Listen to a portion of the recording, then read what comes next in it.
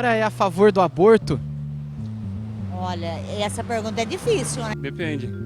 Eu sou a favor. Não. Se for um caso de estupro, eu sou a favor. Acho que não, contra. Contra. Depende do jeito, né? Pode ser que seja, né? Não, absolutamente. Eu sou contra o aborto. Contra o aborto. Eu sou contra. Eu sou a favor, sim. É uma decisão difícil para a mulher, mas eu acho assim, é uma vida que está sendo gerada, né? Tirar, sim, uma vida. A vida quem tira é Deus.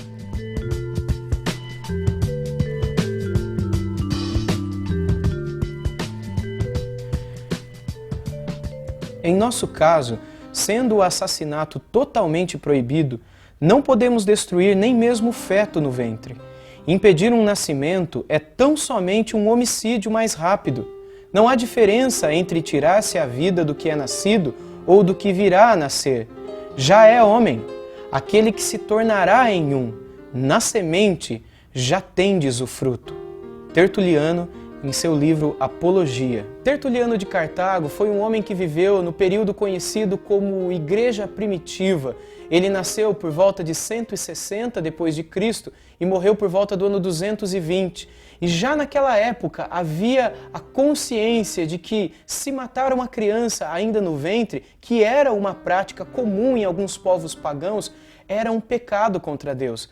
E essa não era a opinião simplesmente de Tertuliano de Cartago, um pastor da chamada Igreja Primitiva, mas era a opinião, era o consenso de toda a igreja, de toda a comunidade cristã daquela época. A resposta que eles davam para o aborto ou o assassinato no ventre, a estas culturas pagãs onde era normal, absolutamente normal, a mulher e o homem terem o direito de matar a criança ainda dentro do ventre, a resposta cristã que eles deram era de que isso era um erro, era um crime e que deveria ser sempre, todas as vezes, a todos os custos, evitado. Perceba nessa outra frase de outros dois escritos bem antigos da história da igreja a mesma ideia. Não procurarás o aborto, não cometerás infanticídio. Epístola de Barnabé 19:5. Não assassinarás uma criança pelo aborto, nem matarás aquele que está gerado. Odidaquê, capítulo 2. Perceba que, nesse mesmo tempo, quando Tertuliano de Cartago viveu, outros que escreveram outras cartas, como esta, o Didaquê e também a Epístola de Barnabé, concordavam com este ponto de vista. Esse ponto de vista de que o aborto trata-se de um assassinato e não de uma opinião, não de um direito, não de uma livre escolha que alguém tem sobre o seu próprio filho ou sobre aquele que está sendo gerado dentro de si. Havia já desde o início a ideia de que o feto não é um prolongamento do corpo da mãe, mas é uma vida em si, uma vida valiosa, uma vida criada por Deus e que deveria ser respeitada. E é por isso que todas as vezes que o cristianismo primitivo era influenciado pelo paganismo com as ideias do aborto, os cristãos escreviam dizendo que eles eram absolutamente contrários a essa prática, uma vez que entendiam que ele nada mais era do que o próprio assassinato. Eu gostaria que lêssemos alguns trechos na Palavra de Deus, na Bíblia, sobre esse assunto nesse momento. Isaque orou ao Senhor em favor de sua mulher, porque era estéril. O Senhor respondeu à sua oração, e Rebeca, sua mulher, engravidou, e os meninos se empurravam dentro dela. Gênesis 25, 21 e 22. Quando Isabel ouviu a saudação de Maria, o bebê agitou-se em seu ventre, e Isabel ficou cheia do Espírito Santo. Em alta voz exclamou: Bendita é você entre as mulheres, e bendito é o filho que você dará à luz. Mas por que sou tão agraciada a ponto de me visitar a mãe de meu Senhor? Logo que a sua saudação chegou aos meus ouvidos, o bebê que está em meu ventre agitou-se de alegria. Lucas 1, 41 a 44. Eis que os filhos são herança do Senhor, e o fruto do ventre o seu galardão. Salmo 127, verso 3. A opinião da Palavra de Deus quanto à criança que está vivendo dentro da barriga de uma mãe é que ela já é uma criança, ela já é uma vida. Logo, um aborto é igual a um assassinato. A Bíblia não dá margens para nós imaginarmos que temos direito sobre aquela vida. Assim como nós não temos direito sobre a vida de uma outra pessoa que está vivendo fora do ventre materno, nós também não temos direito sobre a vida daquele que está vivendo dentro do ventre materno. Quando nós achamos que temos o direito de tirar a vida de alguém que está vivendo fora do ventre materno, o nome disso é assassinato, segundo a lei dos homens. E quando nós falamos que queremos tirar a vida de alguém que está vivendo dentro do ventre materno, a Bíblia também chama isso de assassinato. Essa é a opinião de Deus. Ele que é o Criador da vida. Ele que criou o modo de como a vida viria à luz, de como nós viríamos à luz, de como nós seríamos gerados, de como nós seríamos criados. E Ele, o nosso Criador, é quem nos diz todas essas coisas. A Bíblia nos diz que a criança no ventre materno, ela pode sentir a alegria, ela pode ouvir, ela pode sentir e passar por situações como nós que estamos fora do ventre materno passamos também. E isso não só é a Bíblia quem diz, mas muitos médicos dizem isso também. A própria ciência atesta isso. Quando diz às mães que procuram pelos seus obstetras ou pelos seus ginecologistas, quando estão grávidas, dizendo que as crianças se agitam dependendo de certa situação que a mãe está vivendo de agitação, ou que a criança se acalma quando a mãe também vive uma certa situação de tranquilidade, e que é possível a criança ser influenciada, ainda que vivendo intrauterinamente, pelo comportamento, pelas atitudes da mãe dela. E é impressionante que a Bíblia e a ciência concordam que já é uma vida. E mesmo assim, há muitas pessoas que insistem em prosseguir com a ideia do aborto. Recentemente, no dia 12 de abril desse ano, 2012, o Supremo Tribunal Federal votou pela descriminalização do aborto de fetos anencéfalos. Quando a criança ela está com uma má formação cerebral, eles entenderam que não há por que continuar criminalizando o aborto daquela criança que está com uma má formação cerebral. Ora, qual é a opinião bíblica quanto a isso? O que nós, como cristãos, como pessoas que procuram ter a mente de Cristo, entendemos quanto a esse assunto? Eu gostaria de dizer para vocês que nos assistem que a opinião bíblica quanto a esse assunto é que isso também é um pecado. Com essa decisão, a Suprema Corte Constitucional Brasileira, ou seja, o Supremo Tribunal Federal, se colocou acima do Supremo Rei dos Reis e Deus dos deuses, uma vez que eles legislaram sobre algo que a Bíblia já menciona. E eles têm o direito de fazer isso.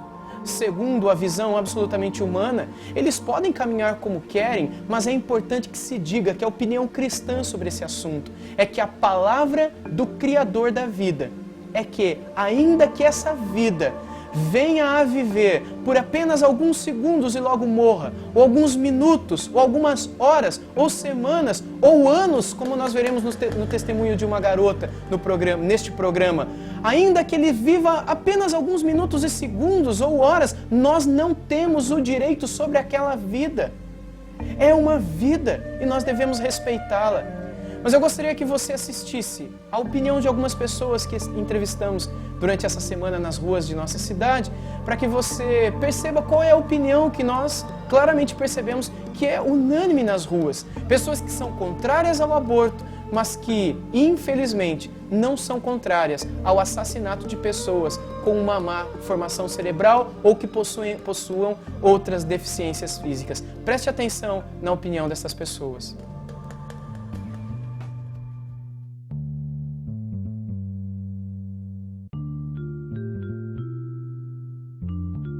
Esses dias atrás, agora no dia 12 de abril, passado, o Supremo Tribunal Federal, eles autorizaram o aborto de crianças anencéfalas, quando eles não têm... quando elas já estão sendo geradas com uma má formação no cérebro. O que o senhor acha disso? Tá certo, fazer o quê? Vai vir no mundo para sofrer? Bom, nessa decisão eu sou a favor, porque já sabe que a criança vai morrer, então para que prolongar o sofrimento da mãe? Eu sou contra, porque dizem, eu não sou espírita, eu creio naquele Pai misericordioso, mas dizem que cada um tem que passar aquilo que tem que passar. Se aquilo que eu tiver que passar, eu tenho que passar, você não vai passar para mim. Se aquilo foi dado para mim, que alguma coisa eu tinha que fazer. Eles aceitaram? Acho ridículo isso. Ridículo mesmo. Acho que não foi uma ideia muito boa não, porque A criança está lá no útero da mulher, vai matar a criança assim que não sabe nem o que está acontecendo. Sou a favor nesses casos, mas o aborto ser liberado totalmente, não, sou contra. Desde que a pessoa tem uma deficiência grave, eu sou a favor. Se ela não tem um cérebro, aí sim, como que ela vai sobreviver sem um cérebro? Não tem como. Eu não acho que deveria ser aprovada uma lei para isso, mas eu acho que eles deveriam examinar cada caso separadamente. Porque depende, realmente acho que depende muito de cada caso. Uma das opiniões mais comuns hoje em dia é que não há problemas em se abortar quando aquela criança foi concebida por causa de um estupro. Então, se aquela criança ela foi concebida, ela está sendo gerada no ventre materno por causa de um estupro, que não há problema em você tirar a vida daquela criança. Eu quero dizer para você que isso é errado e que isso é pecado também. Isso é um crime. Isso é um assassinato. E que aquela criança, ela não deve pagar pelo crime do pai dela.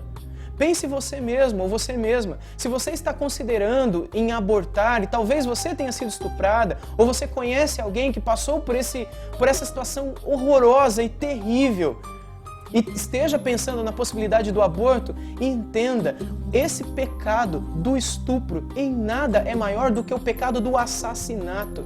Se eu fosse até aí em sua casa e tirasse a sua vida, isso seria um crime, isso seria algo terrível. Assim como você ir a alguma clínica de aborto e alguém tirar a vida dessa criança que está sendo gerada dentro de você, também é um assassinato. E isso nada difere do estupro. São crimes, são ofensas contra a vida, são desrespeitos contra a vida. E se essa criança não for uma criança desejada, e obviamente ela não é, nunca é, quando ela vem por causa de um estupro, e se você percebe que você não conseguirá amá-la e que você não conseguirá desejá-la, pense na possibilidade de doá-la. A doação é a melhor opção nesses casos. Ainda que você deveria considerar a possibilidade de cuidar e de amar e de criar essa criança. Mas se isso para você ainda é algo difícil, entenda que ela encontrará alguém que a ame, alguém que a eduque, alguém que a crie com o carinho que ela merece, porque ela não deve morrer pelo crime que o pai dela cometeu com você, ou com alguém que você esteja assistindo e que esteja sofrendo por causa do estupro. Eu gostaria que você ouvisse as palavras do Salmo 139, pequenos trechos desse salmo e que falam de um modo muito belo sobre o início da vida dentro do ventre materno. Tu criaste o íntimo do meu ser e me teceste no ventre de minha mãe. Eu te louvo porque me fizeste de modo especial e admirável. Tuas obras são maravilhosas, disso tenho plena certeza. Meus ossos não estavam escondidos de ti, quando em secreto fui formado e entretecido como nas profundezas da terra. Os teus olhos viram o meu embrião. Todos os dias determinados para mim foram escritos no teu livro, antes de qualquer deles existir.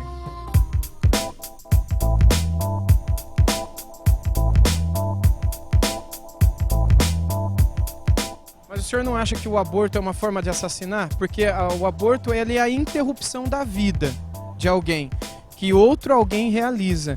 Quando a gente interrompe a vida de outro alguém, o nome disso é assassinato. A senhora falou em casos de estupro, que a senhora não veria problema da criança ser abortada, né? A senhora acredita que já é uma criança ali, uma vida ali mesmo em casos de estupro? Não, mas você concorda que para uma mãe é realmente complicado ter um filho que foi consequência de um estupro? Quando a gente aborta uma vida, a gente não está assassinando aquela vida? Também, lógico, porque é um ser humano, né? Que está ali, então, está assassinando, né? A mulher está sendo estrupada, se ela abortar, ela vai estar fazendo um assassinato. Não sei qual que é o pior. É uma vida independente se vai nascer com problema, com uma deficiência ou não. Uma criança deficiente, certo? Ela vai nascer sem cérebro, ela vai nascer com uma má formação do cérebro. Mas tem muitos casos de adultos também, que passam por essa mesma situação e que elas vivem em casos de vegetativo, né? Vocês acham que é correto também a gente desligar os aparelhos e matar o adulto que está com aquele problema, como vocês falaram que acha que talvez seja certo matar aquela criança que está com uma má formação cerebral? Essa pergunta é difícil, né? Porque depende do caso. Vai ficar vegetando pro resto da vida. Então, tipo, às vezes é muito egoísmo da gente querer manter essa vida, assim. Se não tem mais como salvar, se a medicina não tem mais como salvar, eu acho que tem que ser abortado, sim. Então a senhora acha que não há problema da criança ela ser tirada da vida dela, se for no caso dela vir para sofrer no mundo? Isso, aí sim. E as outras pessoas que já estão sofrendo no mundo, a senhora acha certo tirar a vida delas também? Não. Mas não seria a mesma coisa? Ah, mas já que tá, né? Vai fazer o quê? Então vocês acreditam que muito melhor do que o aborto é a adoção, independentemente do caso? Tem tanta criança que tá aí precisando de carinho de uma mãe e ninguém enxerga. Já é meio complicado. Agora, se for um deficiente, mais ainda. Que ninguém se preocupa com isso. Você não é errado assassinar uma criança em que situação? Em que situação? Onde a mãe corra risco de vida. Tem que matar, sim, mas eu não sei se é o certo ou errado, mas eu sou a favor, sim. Mas uma criança vai vir ao mundo sabendo que ela já tá toda assim, pra que deixar ela vir? O meu ponto de vista é, que nem eu te falei, se não tem como ela continuar uma vida, se não tem esperança mesmo, aí eu sou a favor. Mas se tem um restinho de esperança, se tivesse, eu ia lutar. É um ser humano, né, que está ali, então, tá assassinando, né? Se você engravidasse uma moça e aquilo lá não foi planejado e você sabe que ele tem uma má formação cerebral, você mataria aquela criança? Meu filho, não. Eu cuidava dele. Deixa que Deus leva ele por livre e espontânea vontade. E você? Também, ia cuidar dele até Deus querer levar ele embora. Então, no fundo, vocês são contrários a essa lei. Não, pensando bem, eu sou contrário. Eu também.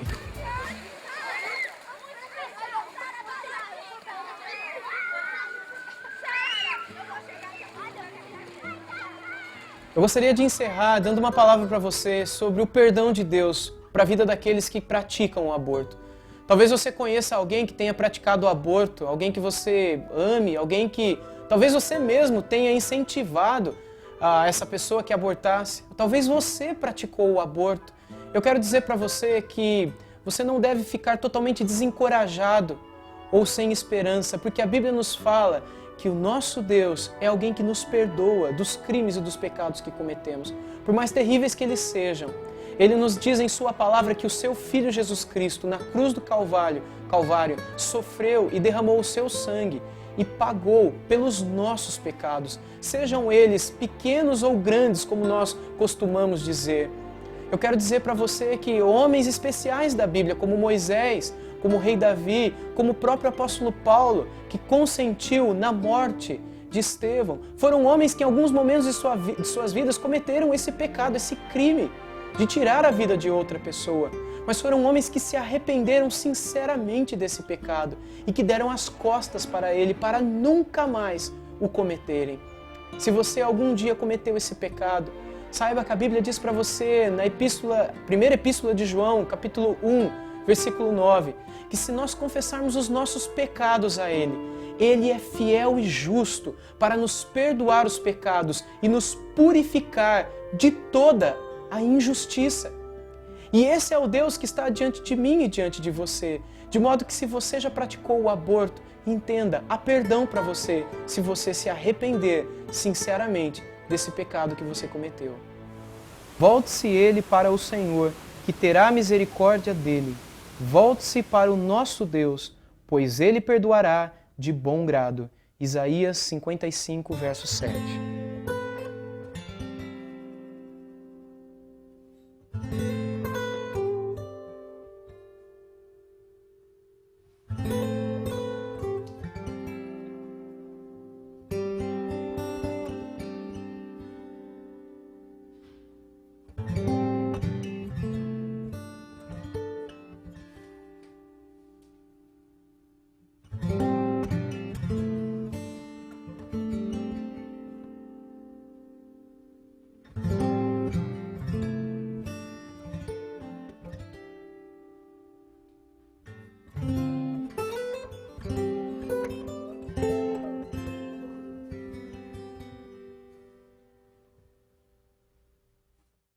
Eu gostaria de encerrar dizendo para você que se você está arrependido do pecado de ter abortado um dia, ou se você tem carregado com você até hoje essas ideias assassinas e tem incentivado pessoas a que abortem, e você está arrependido disso, que você dê as costas para tudo isso e se volte para Deus, se volte para Jesus Cristo, que há de lhe perdoar e que há de lhe mostrar o que de fato é a vida, a verdadeira vida.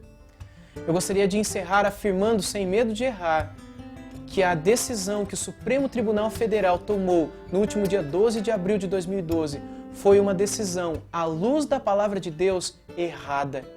E que ainda que aquela criança, sendo gerada dentro de um ventre materno, seja gerada com uma má formação cerebral e que ela venha viver por apenas alguns segundos, horas ou dias, ou sabe quanto tempo, que ainda assim a mãe não tem o direito sobre a vida daquele ser humano, daquela criança que está sendo gerada ali. Hoje nós não encerraremos ouvindo uma música, mas assistindo o testemunho de uma criança chamada Vitória. E eu gostaria que com esse testemunho você encerrasse esse programa pensando, refletindo sobre esse tema: aborto é igual a assassinato. Que Deus lhe abençoe e lhe dê uma boa semana.